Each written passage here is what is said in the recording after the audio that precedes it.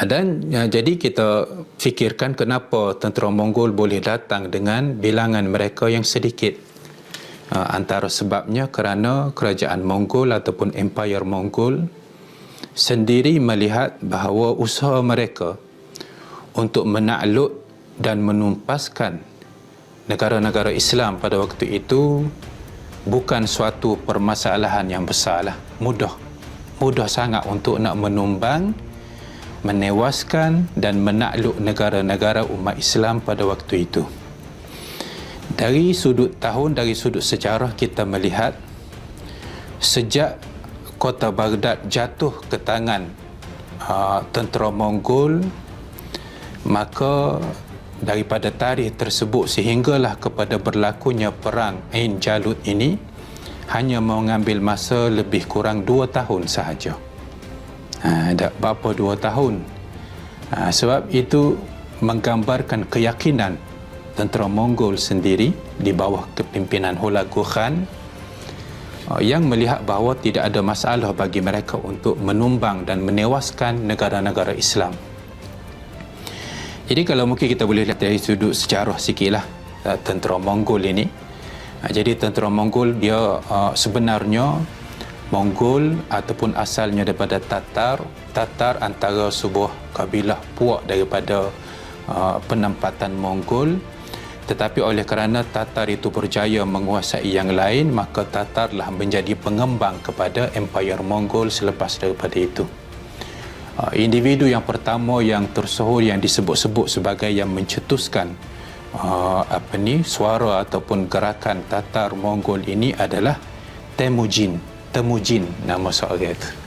Hero dia Temujin, ataupun disebut nama lain sebagai Genghis Khan. Jadi Genghis Khan inilah yang dianggap sebagai pengasas kepada Empire Mongol itu sendiri, dan dia kemudiannya menguasai suku-suku kaum lain di kawasannya sehingga mereka berjaya membentuk satu kumpulan yang besar.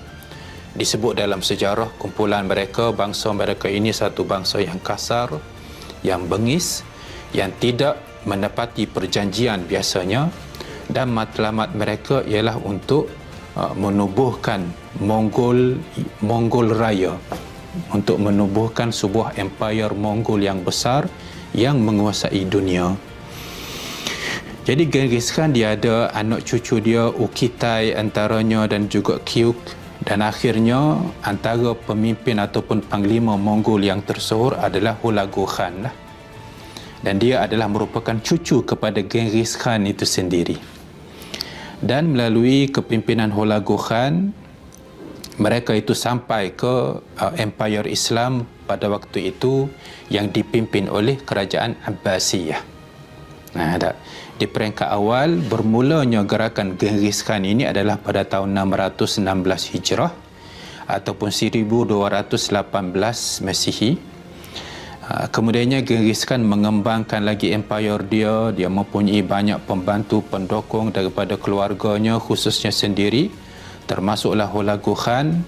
Peringkat awal peperangan itu adalah di antara kerajaan Mongol ataupun penguasa Mongol dengan kerajaan Islam Khawarizmiyah yang menguasai di bahagian barat China dan juga barat Iran pada waktu itu. Dan di peringkat awal kerajaan Khawarizmiyah dapat memberikan tentangan juga kepada Genghis Khan.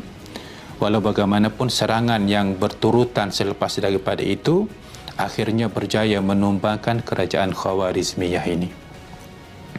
Selepas daripada itu Genghis Khan dengan tentera dan juga panglima-panglimanya mengembangkan lagi empire Mongol sehingga sampai ke Rusia, termasuklah Bukhara, bahagian selatan bawah Rusia dan sebagainya, sehinggalah mereka mula sampai terutamanya di bawah kepimpinan Hulagu Khan lah.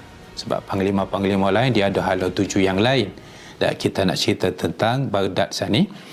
Jadi pemimpin Hulagu pemimpin Mongolia yang mengetuai tentera Mongol yang menghalakan ke Baghdad ialah Hulagu Khan. Baghdad pada waktu itu adalah sebuah kota ilmu yang paling masyhur di dunia. yang paling terkenal di dunia pada waktu itu. Di situlah ada Baitul Hikmah yang diasaskan dalam kerajaan yang sebelum daripada ini, ataupun disebut sebagai House of Wisdom.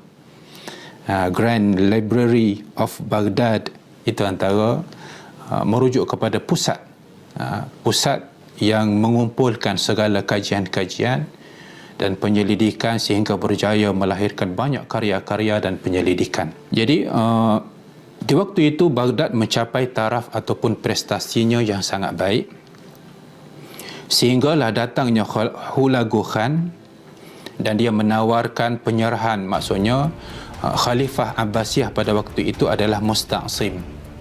Musta'sim ditawarkan oleh Hulagu Khan untuk menyerahkan diri ataupun menyerahkan kerajaan dia daripada diserang oleh Empire Mongol ini. Dan dalam masa yang sama Hulagu Khan telah membuat kepungan terhadap Baghdad inilah. Saya sebut secara ringkas salah cerita ni. Jadi kepungan itu memakan masa hanya 12 hari sahaja. 12 hari sahaja. Kenapa begitu singkat? Kerana kesediaan daripada Khalifah Musta'sim sendiri yang menerima janji-janji daripada Hulagu Khan untuk bersedia menyerah diri dan menerima ketetapan daripada kerajaan Mongol. Tetapi apa yang disangkakan oleh Khalifah Musta'sim itu berlaku adalah yang sebaliknya.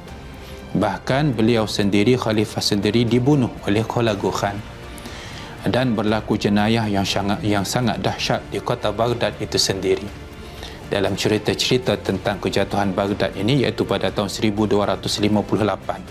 Ini selepas 40 tahun pengasasan ataupun kemunculan Empire Mongol ini. Jadi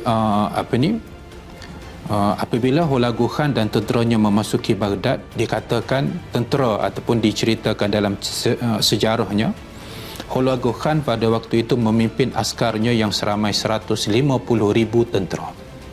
Satu bilangan yang besarlah kalau banding dengan ayat tadi, perang Ain Jalut tadi antara 20 dengan 20,000 ya. 20,000 daripada Mongol, 20,000 daripada kerajaan Mamluk Islam. Tapi semasa kepungan dan juga serangan terhadap Baghdad, tentera Islam di pihak kerajaan Baghdad pada waktu itu hanya antara 50,000 sehingga 80,000 tentera. Berbanding dengan tentera daripada Empire Mongol adalah sebanyak 120 hingga 150,000 tentera. Satu bilangan yang besar. Kita katakan secara mudahnya, kenapa semasa nak serang Baghdad, Empire Mongol dia sediakan angkatan tentera yang lebih besar. Tapi dalam perang Ain Jalut, bilangan mereka sama ada setara ataupun lebih sedikit daripada tentera Mamluk. Jadi kerana tentera Mamluk antara 20 hingga 50,000 orang. Jadi ini gambaran bahawa bagaimana Hulagu Khan bila dia nak serang Baghdad, dia menganggap bahawa sudah tentu sebagai sebuah kerajaan yang besar, pemerintah dunia pada waktu itu, kerajaan Abbasiyah akan menyediakan kelengkapan tentera yang cukup untuk berdepan dengan mereka. Tetapi apabila mereka menuju ke Ain Jalut, apa yang difikirkan oleh tentera ataupun kerajaan ataupun tentera Mongol ialah kerajaan ataupun negeri-negeri Islam ini mudah untuk ditewaskan. Maka tidak perlu membawa satu bala tentera yang besar seperti semasa menyerang Baghdad sebelum daripada ini. Jadi itu dari sudut fakta sejarah lah.